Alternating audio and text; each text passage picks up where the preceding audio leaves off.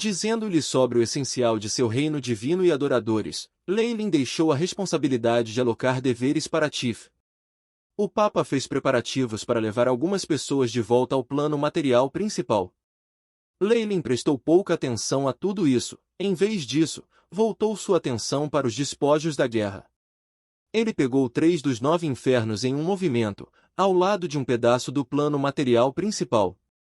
Isso lhe dera grandes lucros, e os recursos, tesouros e similares não poderiam escapar dos cheques de Leilin depois que Avernus e Minauros se converteram ao seu reino divino. Sem surpresa, os maiores lucros foram do Sauagem God Sekolah. Ele era afinal um verdadeiro deus, e suas acumulações ao longo de dezenas de milhares de anos eram definitivamente alguma coisa. Apenas o tesouro que Tultantar encontrara poderia preencher o maior dos armazéns, preenchendo uma parte não insignificante de seu espaço dimensional. Shailin e Yuyu passaram o tempo fazendo inventário. Com o conhecimento deles, eles provavelmente não deixariam nenhum item valioso passar. Tinha que ser dito que depois de conquistar o reino de um verdadeiro deus, Leilin era instantaneamente muito mais rico do que antes. Ele aumentou muito seus recursos e até se arrependeu de ter deixado Kurtuma ir embora. Com a cidade aérea tendo se mostrado, os deuses remanescentes definitivamente estariam em guarda contra tais ataques surpresa. Não seria tão fácil matar deuses mais. Mas, a maior colheita é essa. Leilin virou a palma da mão e um cristal dourado apareceu. Ela ondulava com leis poderosas, e apenas sua presença fazia com que pequenos riachos aparecessem nos arredores. O som do oceano saía do cristal, e as figuras de numerosos sauagens, os tubarões, podiam ser vistos vivendo lá dentro. O domínio divino de Sekolah era o dos sauagem, e esta foi a maior colheita de Leilin de matá-lo. Ela representava uma lei completa, capaz de fazer com que outros magos das leis enlouquecessem. Mesmo os deuses que estavam interessados na fé dos sauagem, aqueles relacionados ao oceano, estariam dispostos a pagar um preço enorme para fazer uma troca com Leilin. Realmente não é muito útil. Leilin não tinha interesse em um domínio pertencente a uma raça específica. Nenhum deus ou semideus não relacionado aos mares estaria interessado nisso. No entanto, se ele pudesse condensar o domínio divino do oceano, provavelmente todos os deuses teriam pressa em obtê-lo. Afinal, grande parte do plano material primordial era água, e o oceano era uma fonte de fé capaz de sustentar um Deus maior. Há poucos capazes de fazer uma troca comigo. Se eu fosse escolher Umberlei e Talos?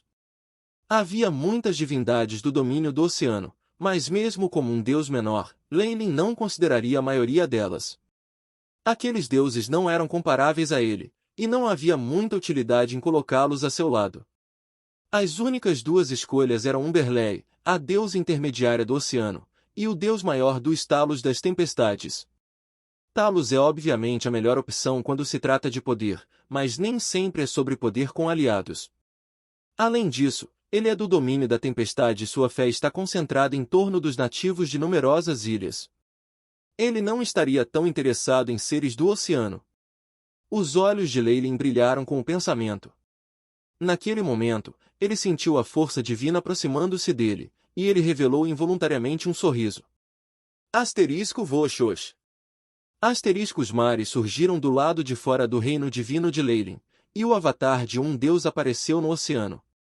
Ela estava vestida de azul esvoaçante, a parte inferior de sua roupa se fundia com as ondas infinitas do mar. Seu olhar era de dignidade divina enquanto ela segurava o que parecia ser um tridente de ouro com ondas infinitas ondulando de sua ponta. A dama não avançou, esperando do lado de fora do seu reino divino. O avatar de um deus intermediário ainda seria comida de graça se eles entrassem no reino divino de um deus menor. Em vez disso, ela enviou suas ondulações de energia, como uma identificação usada ao bater na porta. Umberlei? A natureza única da força divina permitiu que Leilin a identificasse em um instante. Bem-vindo, minha senhora! Ele se moveu para as fronteiras de seu reino divino instantaneamente, a luz dourada abrindo um caminho para entrar. Eu sou o mestre do massacre, o governante dos diabos. Eu expresso minha boa vontade à deusa do oceano. Umberlei abriu um leve sorriso e entrou em seu reino divino, a coragem dela fazendo com que Leilin a sentisse para si mesmo. Rumores dizem que Umberleia é uma deusa mal-humorada, até mesmo emborcando alguns navios no mar por diversão e usando tal medo para obter fé. Parece que ela é bastante inteligente. Esta deusa fez um grande nome para si mesma nas águas. Havia muitos tigres escarlates que a adoravam. Leilin estava atualmente vendo o outro lado dessa deusa. Ela parecia calma e sábia, averiguando sua boa vontade com um olhar enquanto entrava no reino divino de um deus desconhecido sem medo. Ela era corajosa e intrigante. Os dois chegaram à enorme igreja da Montanha Sagrada. Observando Umberleia, Leilin de repente revelou um sorriso. Lady Umberleia, posso saber por que você está aqui hoje? Estou aqui pela divindade do Sauagem. Umberleia tinha uma voz rouca, mas havia uma sensação magnética, soando bastante singular. Ela não bateu em todo o mato. Oh! Embora essa divindade seja de fato inútil para mim, por que tem tanta certeza de que eu trocaria com você? O sorriso sobre os lábios de Leilin se ampliou. Eu tenho mais do que apenas uma escolha.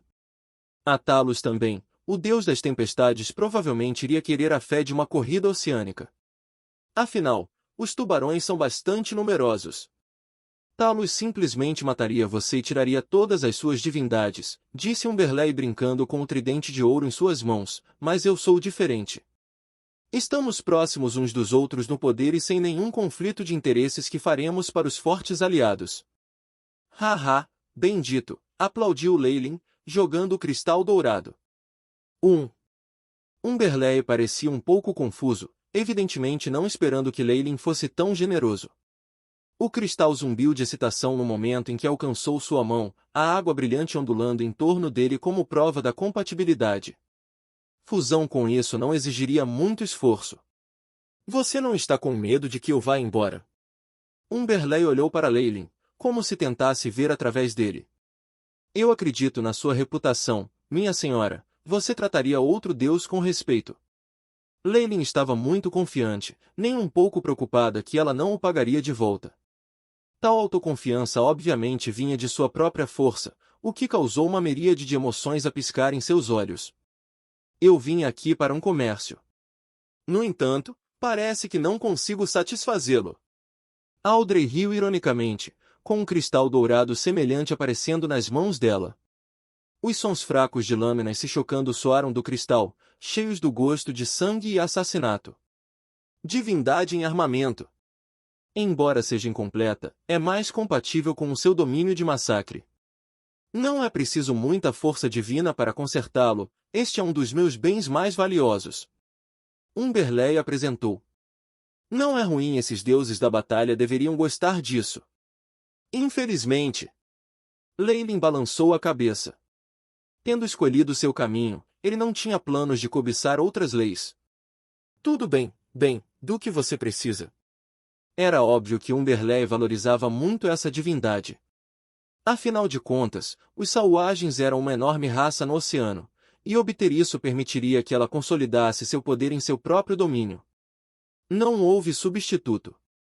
Se este cristal caísse nas mãos de outro, eles poderiam fazer uso da fé dos Sauagens para ter projetos em seu domínio oceânico. Isso era algo que ela definitivamente não podia tolerar. Uma aliança, uma única instância de ajuda com certas condições do curso, e você precisa me guiar para o Salão Celestial. Leilin afirmou suas exigências. Formar uma suposta aliança e guiá-lo para o Salão Celestial não levaria a Umberleia em nada.